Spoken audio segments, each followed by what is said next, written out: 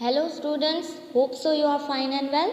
Now let's start our today's topic of English grammar, and that is 15 who and what. So first of all I read this box, so please listen it carefully. First, who is often used to ask a person's name. अगर हमें किसी person के बारे में कुछ पूछना है कि लाइब्रेरी में कौन था वगैरह सब कुछ, अगर हमें पर्सन के नेम के अकॉर्डिंग क्वेश्चन पूछना है तो हम वो यूज़ करते हैं. What is often used to ask a question about a person's profession और occupations, यानी कि वो जो पर्सन है वो क्या करता है, उसका प्रोफेशन क्या है, जैसे कि टीचर है, आर्टिस्ट है, पेंटर है, उसके अकॉर्डिंग हमें कोई क्वेश्चन पूछना है तो हम what यूज़ करते हैं. Now we will see the exercise. Exercise 1. Look at the pictures and answer the questions. First यहाँ पर एग्जाम्पल दिया गया है, वो देख लेते हैं. Example, who is this man, तो यहाँ पर देखिए, और व्हाट इज़ ही, तो नीचे ब्रैकेट में दिया गया है मिस्टर यादव, यानी कि फर्स्ट क्वेश्चन क्या था कि ये आदमी कौन है, तो उसका आंसर यहाँ पे हमें मिस्टर यादव के अकॉर्डिंग लिखना है. और व्हाट इज़ ही, तो उसका आंसर हमें अकॉर्डिंग टू उसके प्रोफेशन लिखना है. तो यहाँ पर वो क्या है, आर्टिस्ट है. तो यहाँ पर फर्स्ट क्वेश्चन का आंसर आएगा ही इज़ मिस्टर यादव, वो मिस्टर यादव है.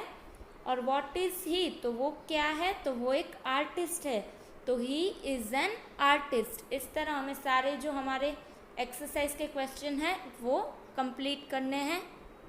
Now we will see first one, who is the woman और हु इज़ दिस वुमन और व्हाट इज़ शी. ये दोनों क्वेश्चंस है और हमें आंसर क्या लिखना है, मिसेस खैरी और टीचर. तो हु इज़ दिस वुमन, तो वो कौन है, तो उसका नाम क्या है, शी इज़ मिसेस खैर. एंड व्हाट इज़ शी, तो वो क्या है, तो यहाँ पर देखिए क्या दिया गया है ब्रैकेट में, अ टीचर, तो शी इज़ अ टीचर. इस तरह हमें आंसर लिखना है. Now second one is who are you और व्हाट आर यू, यानी कि तुम कौन हो और तुम क्या हो. तो यहाँ पर बच्चे का नाम है अब्दुल और वो एक स्टूडेंट है जो हमें ब्रैकेट में बताया गया है. तो वो आंसर क्या देगा कि आई एम अब्दुल और वो क्या है, स्टूडेंट, तो आई एम अ स्टूडेंट. यहाँ पर स्टूडेंट आएगा, स्टूडेंट्स नहीं आएगा, मैंने पीछे एस ऐड कर दिया है, वो आपको नहीं लिखना, सिर्फ स्टूडेंट लिखना, स्टूडेंट्स नहीं लिखना. Now next is who is this man, what is he, तो मिस्टर सेठ और डॉक्टर. तो हमें यहाँ पर हु इज़ दिस मैन में क्या लिखना है कि वो कौन है, तो वो क्या है, मिस्टर सेठ, तो आएगा ही इज़ मिस्टर सेठ. और व्हाट इज़ ही, वो क्या है, तो आप यहाँ पिक्चर में भी देख सकते हो और ब्रैकेट में भी हमें दिया गया है कि वो डॉक्टर है. तो यहाँ पर हमें ही को पहले लिखना है जो कि हमारा सब्जेक्ट है, फिर हेल्पिंग वर्ब इज़, यानी कि he is a doctor. Simply हमें इस तरह से आंसर लिखना है. Fourth one is who are this man, what are they. अब यहाँ पर देखिए हमने सिंगुलर और प्लूरल स्टडी कर लिया है. तो यहाँ पर THESE वाला दीस है और मैन भी प्लूरल है, क्योंकि यहाँ पर आप पिक्चर में देखिए दो है, तो यहाँ पर THIS वाला दीस नहीं आएगा क्योंकि प्लूरल है. तो यहाँ पर आएगा हु आर दिस मैन, तो वो क्या है, रघु और माधव, वो दोनों कौन है, तो आंसर आएगा दे आर रघु एंड मधु.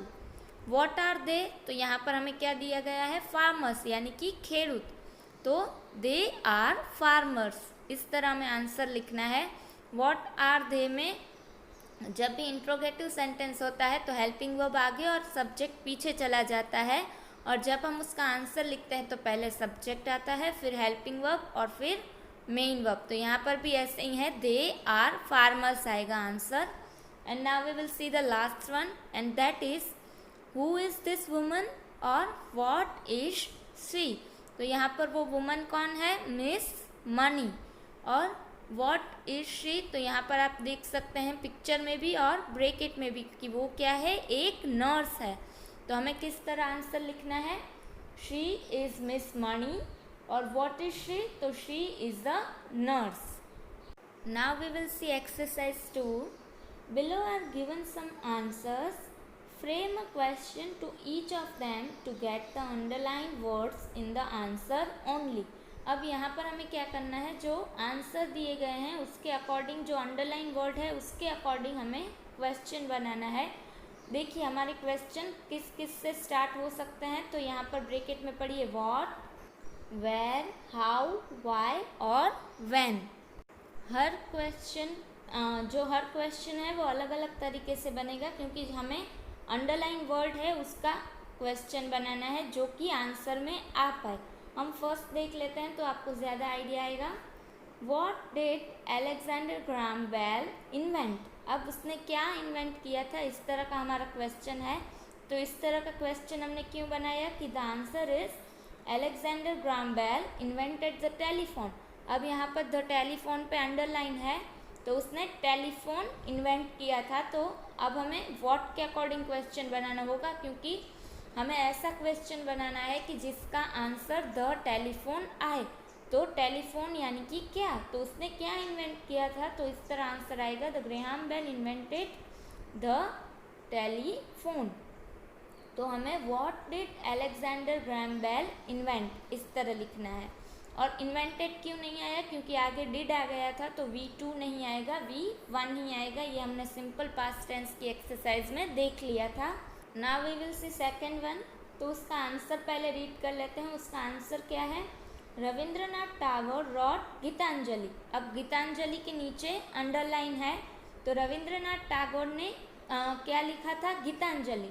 तो हमें रविंद्रनाथ टैगोर ने क्या लिखा था इस तरह से क्वेश्चन बनाना है। तो the question is what did Rabindranath Tagore right, और फिर इंट्रोगेटिव सेंटेंस है, इसके लिए पीछे क्वेश्चन मार्क। तो रविंद्रनाथ टैगोर रॉट गीतांजलि। अगर हम what did Rabindranath Tagore right question बनाएंगे तो उसके अकॉर्डिंग हमारा आंसर आएगा, जिसमें गीतांजलि ऐड हो जाएगा, क्योंकि हमें इसी तरह क्वेश्चन बनाना है, क्योंकि गीतांजलि के नीचे अंडरलाइन है। Now we will see third one. Mister Kamat works in a bank. तो यहाँ पर इन अ बैंक यानी कि वो कहाँ काम कर रहे थे, इन अ बैंक। इस तरह हमें सेंटेंस बनाना है। तो where is mister Kamat works, इस तरह सेंटेंस बनेगा, जिसकी वजह से द आंसर आएगा mister Kamat works in a bank. Now we will see fourth. The cuckoo sings sweetly. तो यहाँ पर वो किस तरह गा रही है, स्वीटली।